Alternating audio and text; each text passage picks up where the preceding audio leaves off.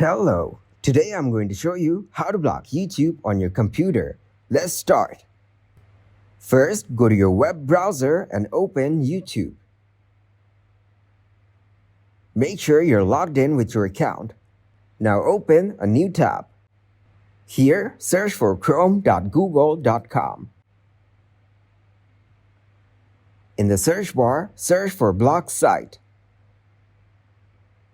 In the results, you'll have several extensions that allow you to block a specific site on your computer. Now click to open any of them. This one is also a good extension with a good number of reviews.